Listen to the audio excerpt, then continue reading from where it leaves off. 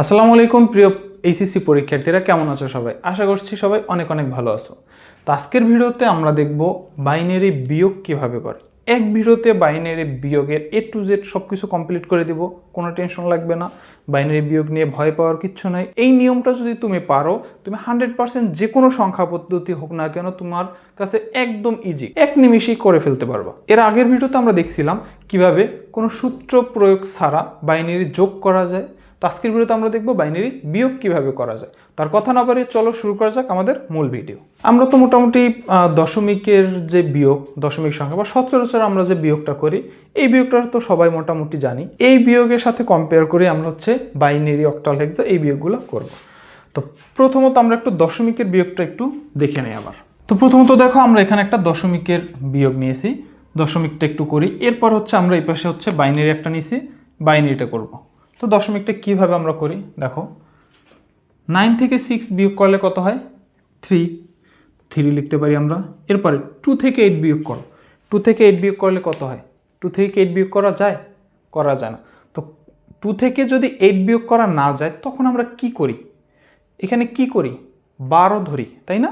এখানে 12 বা 12 ধরি। এখন এখানে এই যে 12 বা 12 কেন ধরলাম? এই সংখ্যাটা কেন ধরি, কিভাবে ধরি এটা বলতে পারো?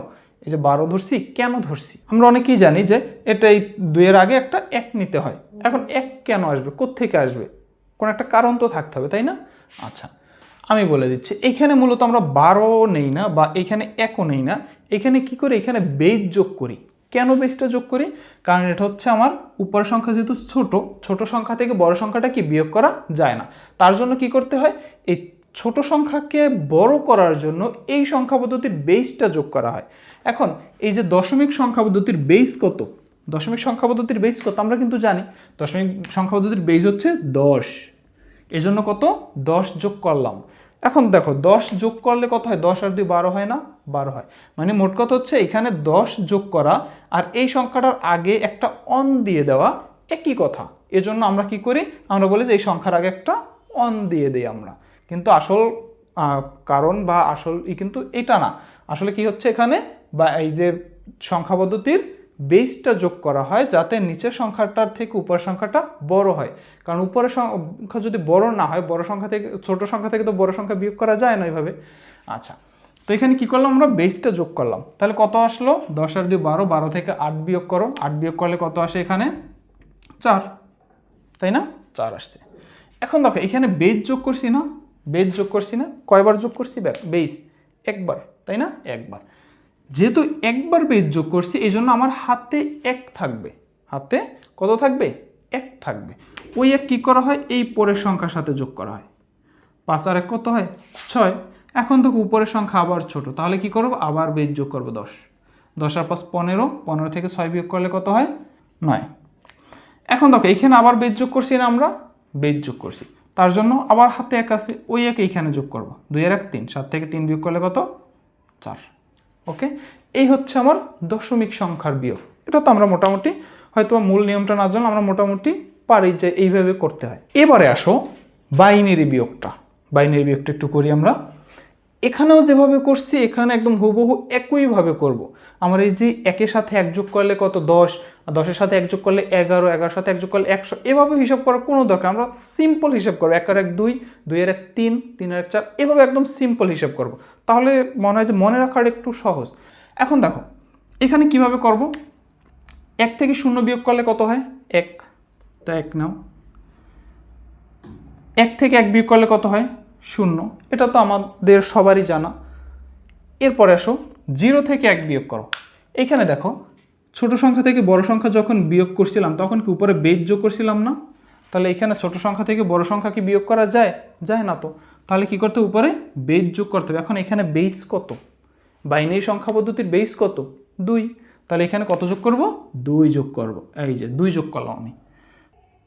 এখন উপরের সংখ্যাটা বড়, তাহলে বড় সংখ্যা থেকে ছোট সংখ্যা বিয়োগ করা যায়। 2 থেকে 1 বিয়োগ করো, 1 বিয়োগ করলে কত হয়?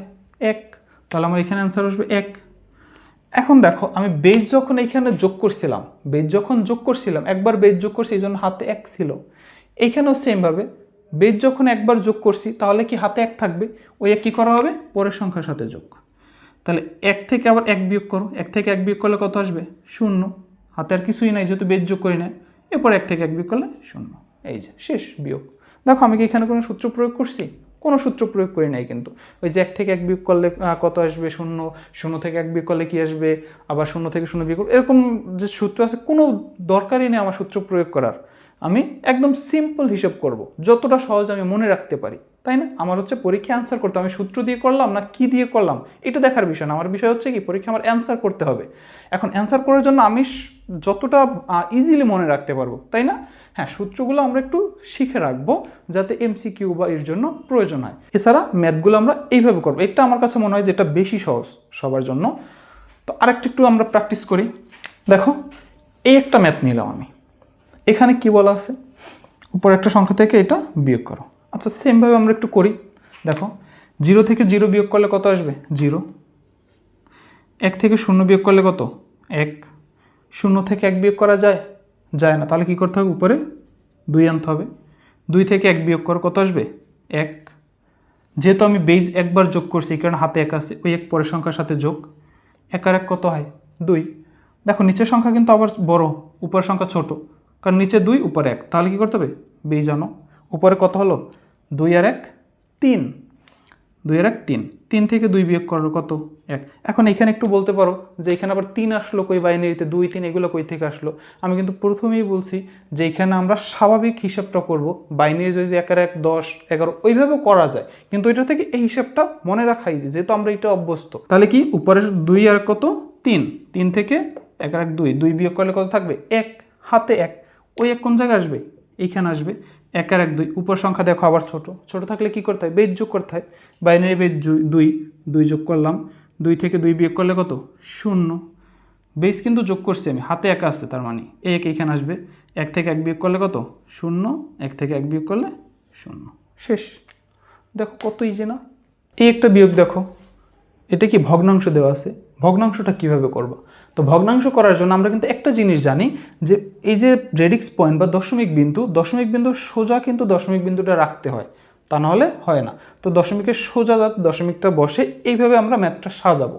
সাজানোর পরে যদি ডানে বামে কোনো সংখ্যা কম থাকে তখন এটি কি 0 দিয়ে পূরণ করে দিতে হয়, তো 0 দিয়ে দিলাম আমি। আচ্ছা এখন হচ্ছে আমি বিয়োগ করি। এখন এই ভগ্নাংশের জন্য কি করব? ভগ্নাংশের জন্য এক্সট্রা কিছু করার আছে? করার নাই, কিন্তু আমরা জাস্ট সিম্পল হিসাবটা করব, করার পরে দশমিক বিন্দু সোজা দশমিক বিন্দুটা বসিয়ে দেবো, তাহলেই শেষ। আচ্ছা তাহলে আমরা একটু করি হিসাবটা। 1 থেকে 0 বিয়োগ করো কত 1, 0 থেকে 0 বিয়োগ করো কত 0, 0 থেকে 1 বিয়োগ করা যায় না, তাহলে কি করতে হবে বেজ যোগ করো 2, 2 থেকে 1 বিয়োগ করো কত 1, হাতে 1, যেহেতু আমি একবার বেজ যোগ করছি তো 1 এইখানে, 1 আর 1 2, উপর সংখ্যা আবার ছোট, তাহলে আনো 2, 2 আর 1 3, 3 থেকে 2 বিয়োগ করলে কত 1, হাতে 1, ওই 1 কি এটার সাথে যোগ হবে, দশমিকের জন্য কোনো সমস্যা নাই।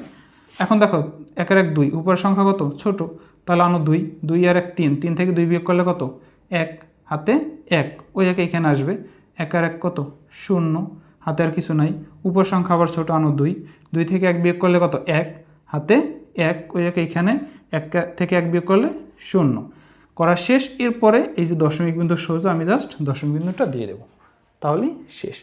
এই হচ্ছে আমার বিয়োগ। এটা এত কঠিন কি আছে? আমার কাছে মনে হয় না যে যদি তুমি ক্লাসটা ভালোভাবে দেখো এরপর আর কখনো তোমার এই বিয়োগটা বাজবে। এটা হচ্ছে বাইনারি। এখন যদি অক্টাল হেক্সা এইভাবেই করা যায়, হ্যাঁ অক্টাল হেক্সা নিয়ে আমি পরবর্তীতে আরেকটা সম্পূর্ণ ভিডিও দিব, কারণ এই একটা ভিতরে দিতে গেলে ভিডিওটা একটু বেশি লং হয়, তার জন্য আমি আলাদা করে ভিডিও দিয়ে দেবো। তো আজকের ভিডিও এই পর্যন্তই। সবাই ভালো থাকো, সুস্থ থাকো, খোদা হাফেজ।